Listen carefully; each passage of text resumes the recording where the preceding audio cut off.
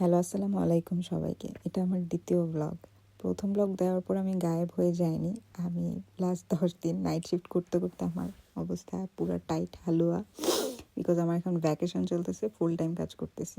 Right now আমি একটা night shift শেষ করে বাসায় যাচ্ছি। আমি লিটারেলি দৌড়াচ্ছি বিকজ আমার প্রথম বাসটা না ধরতে পারলে সেকেন্ড বাসটা মিস হয়ে যাবে। প্রথম বাসটা ধরা খুব জরুরি। আলহামদুলিল্লাহ প্রথম বাসটা ধরতে পেরেছিলাম। তারপরে বাসে বসে খুব খিদা লাগতেছিল, তাই একটু ডার্ক চকলেট খাইলাম। বিশ্রী বিশ্রী বিশ্রী। যদি আমাকে কেউ বলে ইউকে এসে তোমাকে কী বেশি হিল করেছে, আমি বলবো যে এখানকার নেচার, এখানকার ওয়েদার, এখানকার সিনারিওটা খুবই মনোমুগ্ধকর লাগে আমার কাছে। অ্যান্ড এখন প্রথম বাস থেকে নেমে দ্বিতীয় বাসের জন্য দৌড়ায় দৌড়ায় যাচ্ছি। দ্বিতীয় বাসটা ধরতে পারলে তাড়াতাড়ি বাজার করে বাসায় যাব। লাস্ট ফিউ ডেজ বাসায় কিছুই তেমন খাবার ছিল না। অ্যান্ড লাস্ট নাইট তো আমি পচা ডাল দিয়ে ভাত খাইছি, যে ডালটা টক হয়ে গেছে, গন্ধ হয়ে গেছে। তারপরে কিছু করার ছিল না, খিদার জ্বালায় খেয়ে এখন দ্বিতীয় বাসের জন্য অপেক্ষা করছি। এর মধ্যেই বৃষ্টি শুরু হয়ে গেল। তারপরে বাজারে গেলাম, প্রথম শপ থেকে আমি চিকেন কিনছি, আর কিছু পাই নাই। দ্বিতীয় শপে যাচ্ছি এখন।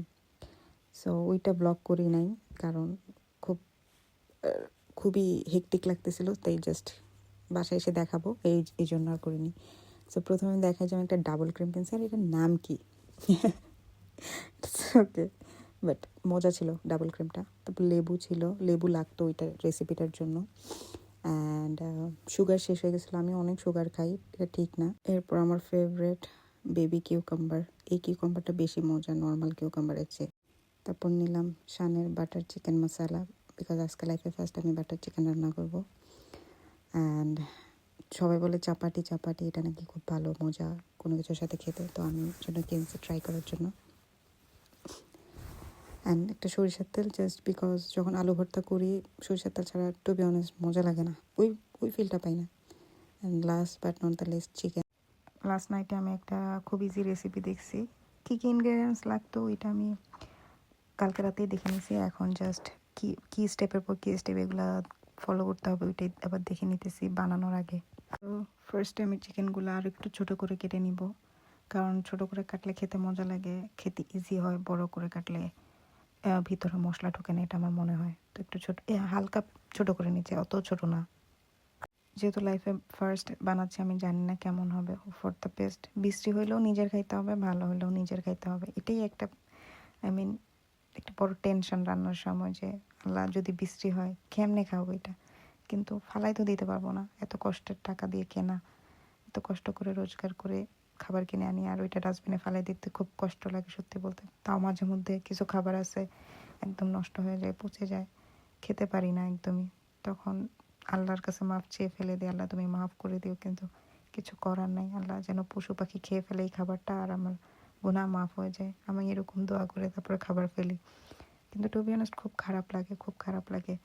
কারণ প্রত্যেকটা টাকা এত কষ্ট করে ইনকাম করি আমরা, হালাল টাকা আসলে খুবই কষ্টের হয়, এটা সবাই জানে।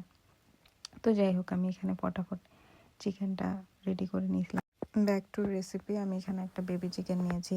এর মধ্যে ফার্স্টে দেবো শানের একটা পুরা মশলার প্যাকেট, কারণ আমার চিকেন 1 কেজি, হাফ কেজি হলে আমি হাফ দিতাম, যেহেতু 1 কেজি পুরোটাই দিলাম। তো এরপর আমি একটা পুরো লেবু দিচ্ছি। ওরা বলছে 3 টেবিল স্পুন, তো এত মেজার করার টাইম নেই, আমি একটা লেবু দিয়ে দিচ্ছি। অ্যান্ড দেন দিলাম টক দই। ওরা বলছে 2 টেবিল স্পুন, যেহেতু আমার স্পুন একটু ছোটো, তো আমি একটু 3 চামচ দিলাম।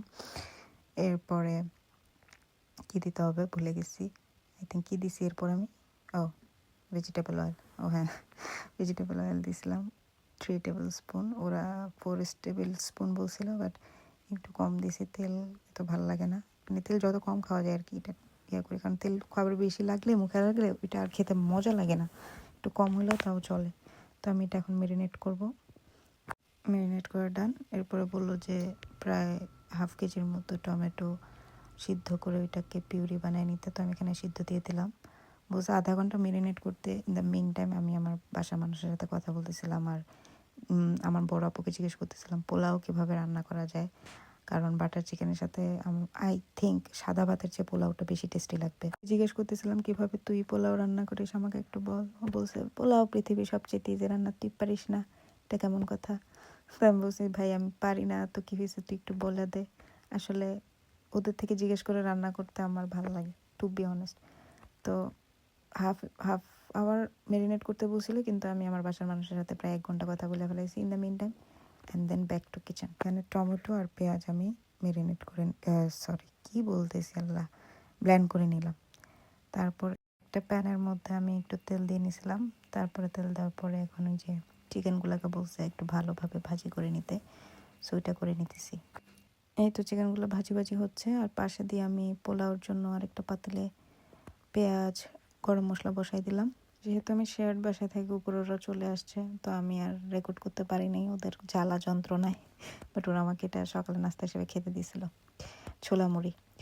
বাট হ্যাঁ, লাস্ট আমি একটু ভিডিও করছি যে এই যে আমার বাটার চিকেন, আমি রেসিপিটা ব্লগ করতে পারি নাই। বাট হ্যাঁ, এটাই আমার বাটার চিকেন। আর এই যে আমার পোলাও, যেটা আমি রান্না করছি। বাট ভুল হয়েছে, দুধ দেওয়া উচিত ছিল না, তাহলে আরও ভালো হতো। পরে মনে পড়ছে আমার অনেকগুলো কাপড় জমে গেছে, এই কাপড়গুলো ধুইতে দেওয়া উচিত ঘুমানোর আগে।